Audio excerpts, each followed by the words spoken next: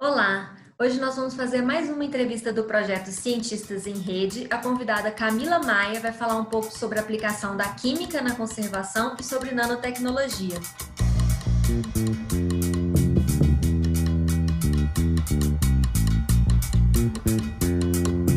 Tudo bem, Camila? Oi, Carol, tudo bem? E com você? Tudo bom também. Camila, nossa entrevista hoje ela é bem rapidinha, né? Com o intuito de trazer um pouco aí do seu universo de pesquisa para o público que segue aqui o canal, né? No Instagram e no YouTube. Então, eu queria que você começasse se apresentando e falando um pouco sobre a sua trajetória, a sua formação. Tá bom, Carol. Eu fiz a graduação na Escola de Belas Artes da UFMG. Eu também sou graduada em Conservação e Restauração de Bens Culturais Móveis, assim como você.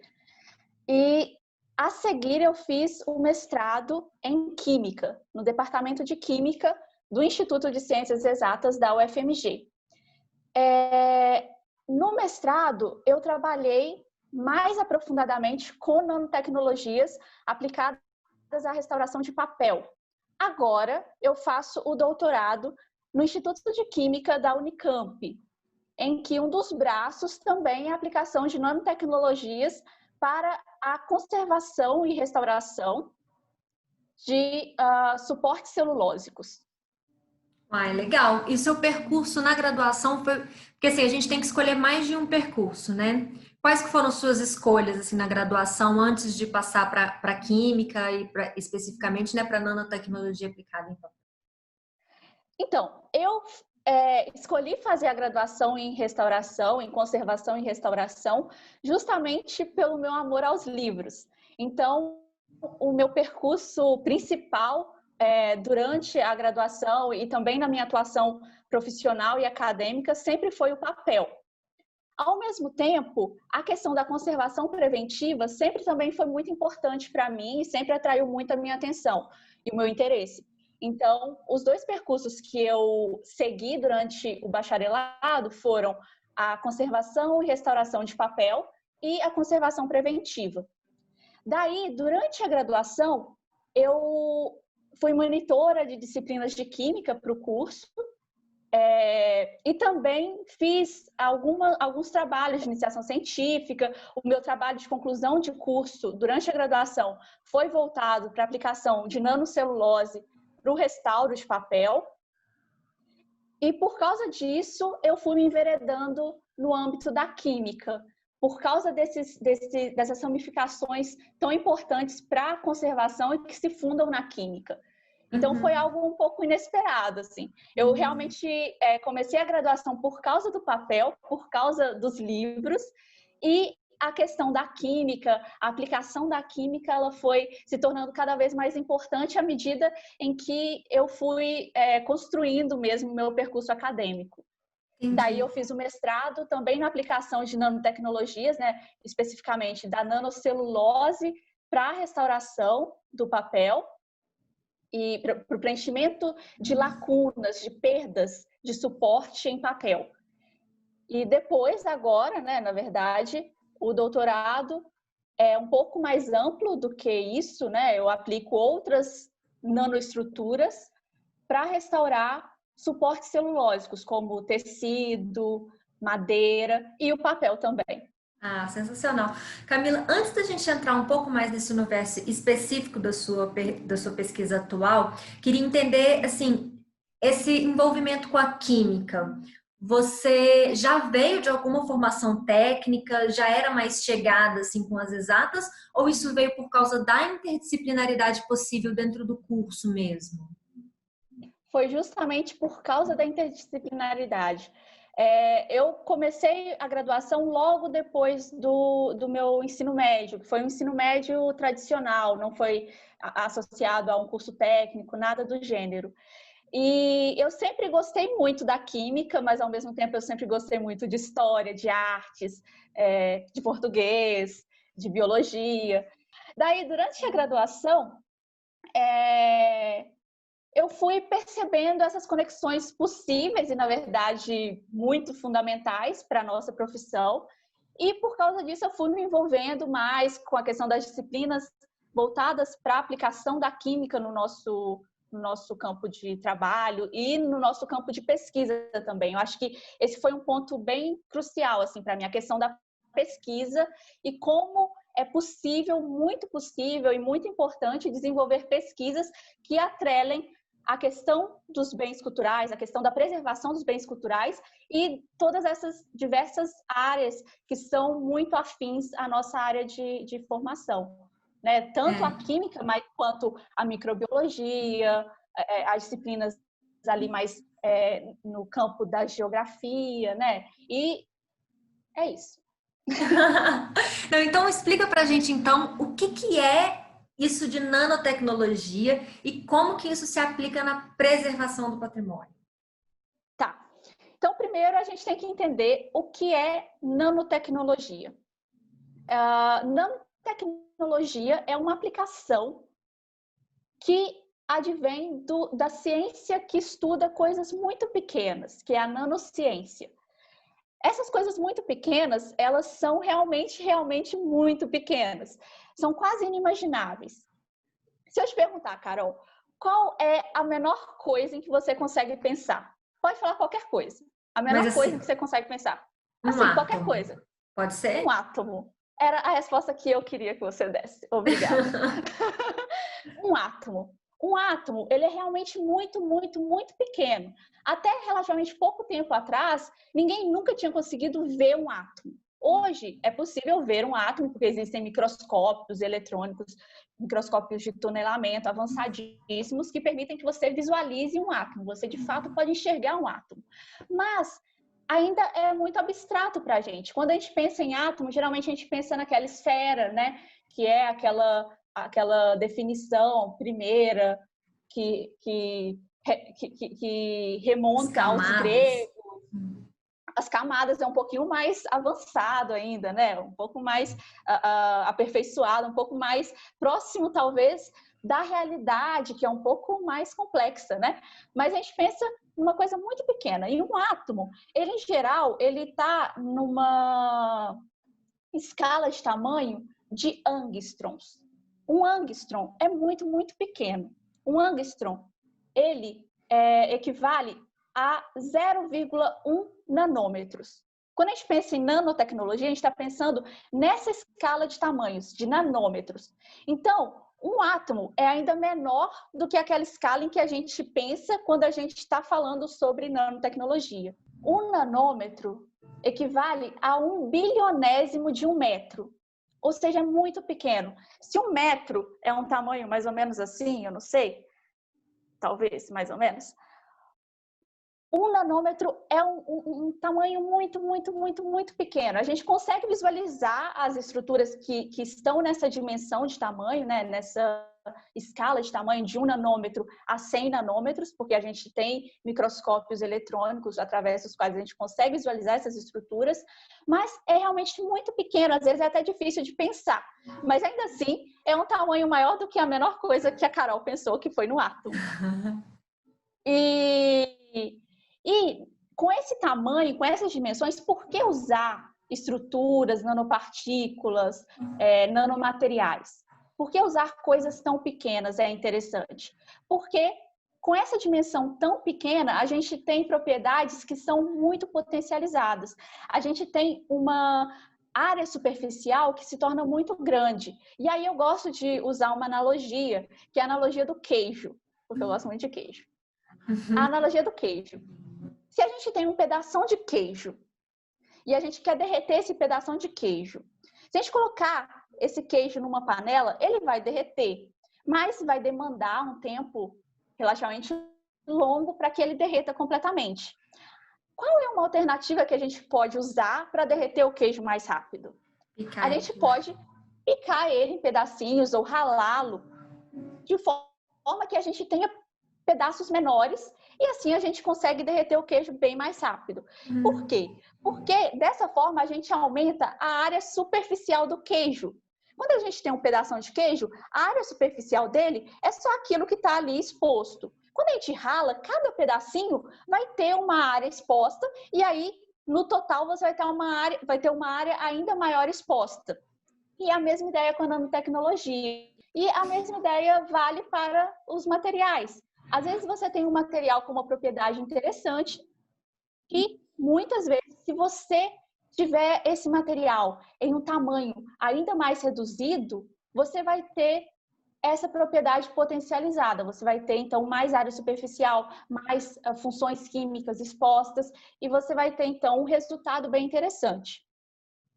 E essas nanotecnologias, elas são aplicadas em diversas áreas diferentes. Elas são aplicadas na indústria farmacêutica, elas são muito aplicadas também na indústria de produtos de beleza, cosméticos, também produtos de higiene pessoal e também na área da conservação e restauração de bens culturais. Então, Camila, fala pra gente como que a nanotecnologia pode ser aplicada na conservação e restauração. Você acha que essa tecnologia ela pode, assim, ela tem a capacidade de mudar a disciplina da conservação e restauração? Qual que é o impacto disso também? Olha, a minha pesquisa, ela ainda se encontra no estágio, não embrionário, mas ainda é um bebezinho que talvez não possa se arriscar muito. Então, a pesquisa que eu desenvolvo, que é a aplicação de nanocelulose, principalmente, agora, para a proteção de bens culturais, ela ainda está no estágio que não permite uma aplicação extensiva em procedimentos efetivos ainda, né? Então, ela está realmente naquela fase de pesquisa e desenvolvimento. Existe no mercado diversos produtos que são nanotecnologias, que são frutos de estudos na nanociência para aplicação em bens culturais. Por exemplo, as nanopartículas de hidróxido de cálcio, de hidróxido de magnésio, que têm sido largamente utilizadas em tratamentos de suportes pétreos, também em papel. Então, já faz algum tempo em que muitos profissionais em ateliês, em museus, ao redor do mundo todo utilizam esses materiais porque os resultados utilizando essas nanopartículas são melhores, né? São potencializados frente ao uso desse material convencional, né? Não como nanopartícula. Isso que você está falando seria na aplicação de um reforço estrutural, de uma consolidação? Em que tipo de aplicação no patrimônio, assim, para ficar mais claro? Uhum. As nanopartículas, elas são usadas, por exemplo, em materiais pétreos, com o intuito de consolidar esses materiais pétreos, e para o papel, elas são usadas principalmente para a desacidificação desses materiais. A acidificação é um problema muito recorrente em materiais celulósicos.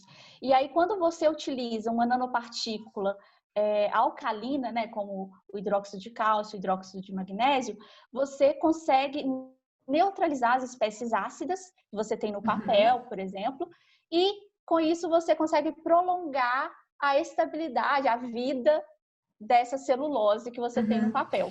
Vamos só também fazer uma outra explicação aqui, né? O que acontece, o que é essa acidificação do papel? O que acontece de negativo enquanto dano para o papel quando ele está ácido?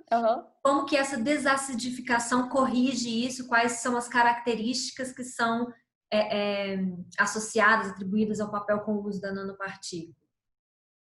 Eu acredito que muitos de vocês já tenham visto um papel de jornal, por exemplo, ou um livro muito querido, e ficando amarelecido. Ou então o papel ele vai perdendo a resistência mecânica dele, ele vai ficando quebradiço. Isso, em geral, pode ser o resultado de processos associados à presença de ácido no papel, de espécies ácidas no papel. Essas espécies ácidas, elas podem estar ali no papel, porque durante o processo de fabricação desse papel existiam ali espécies ácidas, ou por causa da própria degradação da celulose em si. A deterioração da celulose pode também levar à formação de espécies ácidas. E a presença desse ácido é muito danosa para a celulose em si. Por isso, é interessante realizar processos de desacidificação quando você tem um papel cujo pH está muito ácido, porque isso acarreta a deterioração da celulose, né? Várias reações ali de degradação podem começar a acontecer. E essa desacidificação, ela se baseia num processo de neutralização. Quando você tem um ácido e você mistura esse ácido com uma base, você, em geral, vai observar uma reação que a gente chama de reação de neutralização. Existem vários tipos de reações que acontecem entre ácidos e bases, né? Na verdade, existem várias definições de ácidos e bases, né? Que a gente não precisa entrar aqui. Mas, nesse caso, a ideia é que você vai extinguir a espécie ácida através da utilização de uma nanopartícula alcalina básica. Então, é para interromper um processo de degradação que está ativo e que, se continuar, Isso. provavelmente ia levar a uma degradação irreparável, assim, do papel, né? Sim, exatamente, exatamente. No caso dos materiais pétreos, é porque às vezes você tem aqueles fenômenos de eflorescência, que é quando a pedra ela vai sendo dissolvida, né? Porque quando a gente tem água e materiais pétreos, tem aquele ditado, né? Água mole em pedra dura, tanto bate até que fura. A pedra ela é bem resistente à água, mas dependendo, você tem sais que vão sendo dissolvidos, aí você tem, então, uma falta de estabilidade dessa pedra que pode ser corrigida com a utilização de nanopartículas, que vão fornecer ali uma compactação para a superfície da pedra, ou então de um afresco, por exemplo. Além disso, também existem no mercado já materiais como hidrogéis, que são utilizados para limpeza de superfície, porque às vezes é muito complicado você limpar uma superfície com um solvente diretamente. E você utiliza um hidrogel que vai prender o solvente, e esse hidrogel você também o produz considerando nanotecnologias, né? E aí ele prende o solvente e ele vai liberando bem controladamente, bem lentamente.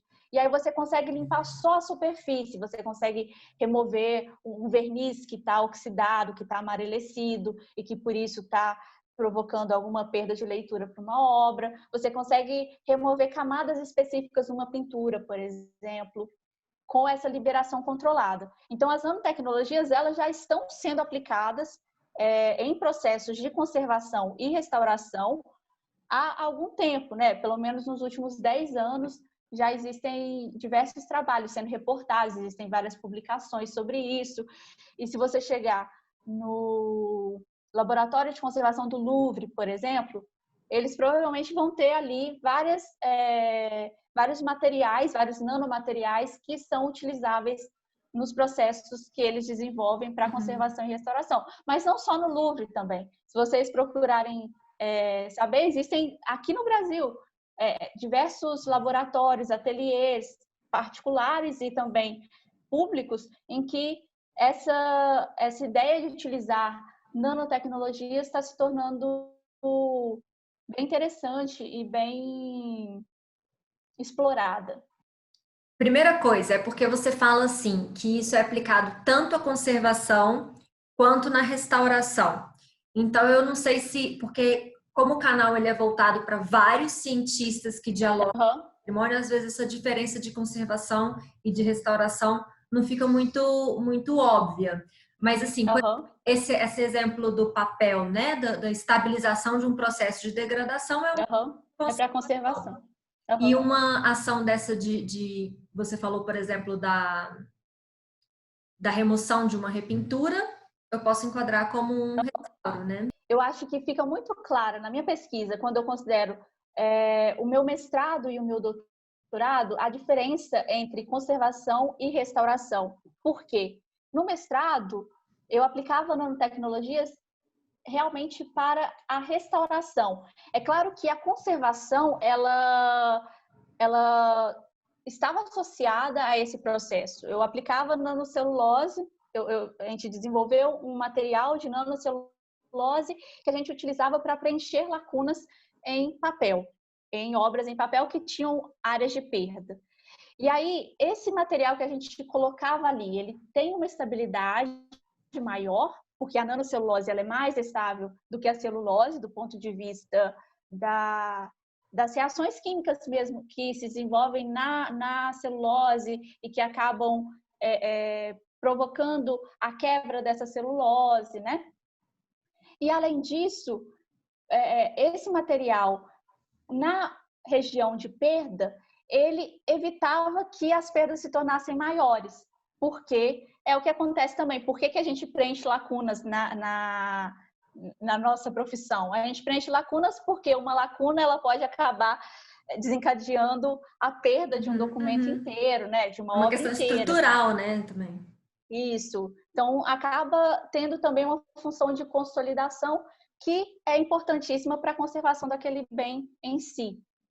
Agora, no doutorado, eu desenvolvo um material, e aí é bem legal porque a gente pensa também na sustentabilidade, então, do ponto de vista de se utilizar uma fonte renovável para obter essas nanopartículas. Então, eu utilizo mais de uma nanopartícula, além da nanocelulose, mas todas elas advindas de vegetais, para produzir um material que a gente utiliza como revestimento protetivo.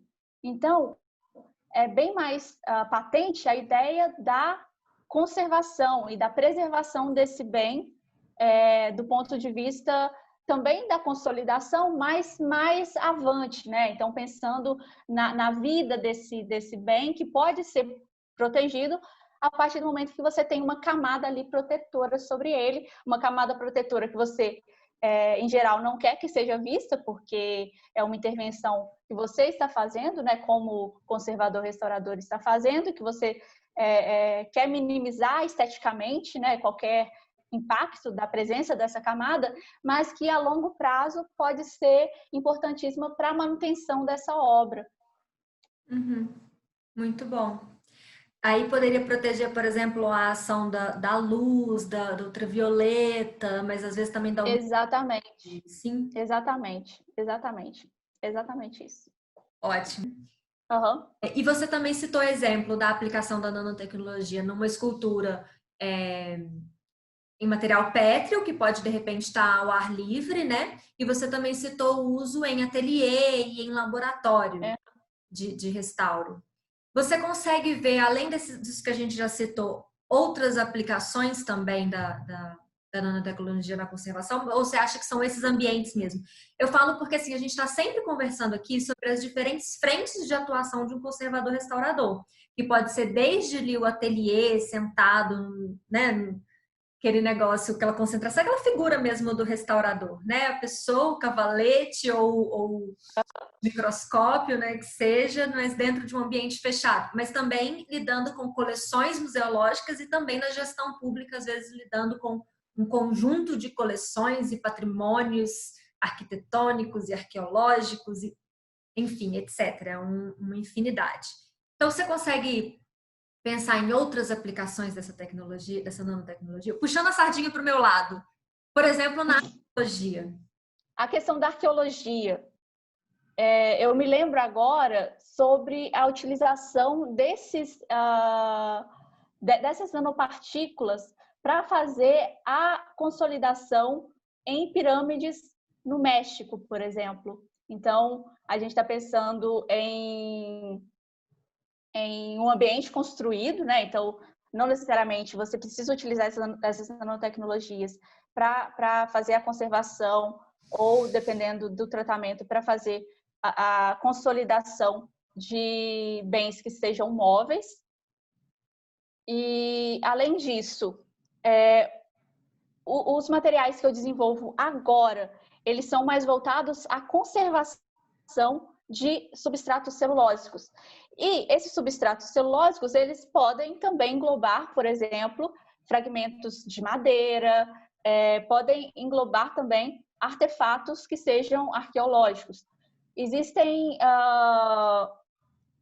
essas nanotecnologias, elas não se restringem tanto a determinados tipos de acervos, a determinados tipos de suportes. E como é tudo ainda relativamente muito novo, o que a gente observa hoje é a experiência em diversos tipos de acervos diferentes, em suportes diferentes. Então, em geral, o que acaba acontecendo é que o profissional da conservação e restauração que se sente interessado nesse campo, existem workshops acontecendo, existem cursos acontecendo nesse sentido, eles vão se interessando cada vez mais e vão tentando aplicar, tentando ver uma aplicação dessas nanotecnologias também nos próprios acervos das instituições às quais eles pertencem, ou nos bens que chegam para que eles realizem a intervenção em seus ateliês.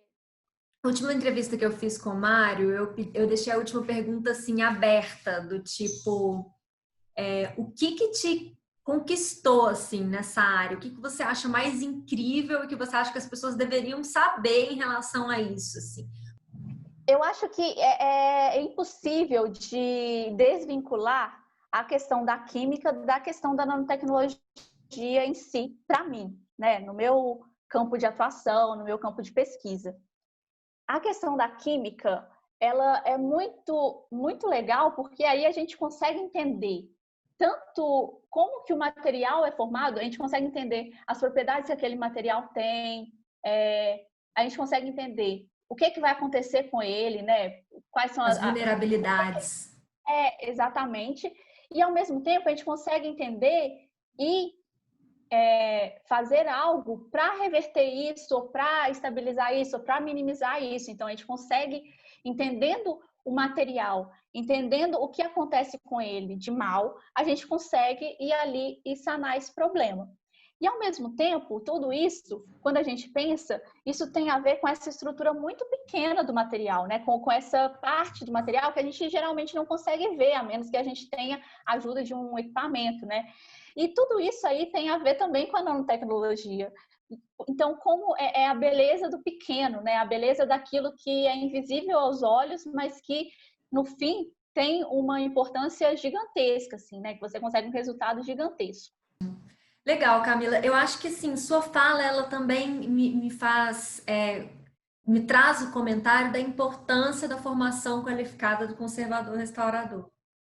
Porque é um trabalho que nitidamente, se você não tiver todo esse suporte, todas as disciplinas que você já fez relacionada a tudo isso, né? A química, a vulnerabilidade dos materiais, ao comportamento, né? As formas de intervenção também, assim, para além de, né, de todos os detalhes da química que eu não sei nem citar aqui, né? Para você chegar hoje e estar estudando a aplicação de nanotecnologia na conservação e restauração. Então, assim, porque eu acho que o futuro tá nesse lado aí mesmo, né? Tá para esse lado mesmo. E, inclusive, isso que você falou da sustentabilidade nas intervenções dos materiais que são utilizados, eu acho que a gente tem que ser consciente no consumo das coisas em todos os âmbitos também, né? Gostei demais desse aspecto. Sim, e isso é bem legal na nanotecnologia, porque, como eu disse antes, lá atrás, as propriedades elas são potencializadas quando você tem esses materiais, né, essas estruturas muito, muito pequenas. Então, muitas vezes, a quantidade de material que você precisa utilizar também para ter um resultado muito parecido à utilização daquele material que é macro, né, que não está na nanoescala, é bem menor. Então, às vezes, você pode... Claro que existem casos e casos, mas muitas vezes a quantidade de material que você precisa utilizar em um processo, quando você pensa em nanomateriais, é menor do que a quantidade efetiva de material que você utiliza quando você tem um material não na nanoescala, né? Então, escala micro ou macro. Isso é super interessante, porque quando a gente pensa, é nano, mas aí eu vou precisar de uma tonelada para poder complementar meu negócio. E não é assim, né? Muito legal. É claro que existem casos e casos, né? Mas é um aspecto a ser pensado também, assim, uma vantagem que talvez... Porque não tem desperdício, né, de certa forma. Mas então tá, eu acho, tem mais alguma coisa que você gostaria de falar? A gente já tá... eu queria agradecer pelo convite, eu fiquei muito feliz pelo canal ter me convidado para bater esse papo aqui e quero desejar muita boa sorte ao canal. todas as entrevistas, todo o conteúdo que vocês postam lá. Tá muito legal, muito interessante, eu tenho acompanhado. Ah, que legal. A gente que agradece, na verdade, Camila, porque, assim, você está dentro da nossa lista de profissionais de ponta e, assim, é uma honra trazê-la e mostrar para o nosso público, porque é um conteúdo muito importante que você acrescentou, tá? Obrigada a você. Obrigada a você. Então é isso, gente. A gente vai encerrar por aqui nossa entrevista. Qualquer dúvida pode mandar, que depois a gente faz essa ponte com a Camila, né? Sim, sim. E quem ainda não segue no canal do YouTube, vai lá, dá uma conferida. O vídeo completo vai ficar no YouTube. No Instagram a gente vai ter um fragmento de 10 minutos, mas é importante assistir o vídeo inteiro, porque tem muita coisa legal. Então é isso, sigam nossas redes e até mais. Tchauzinho.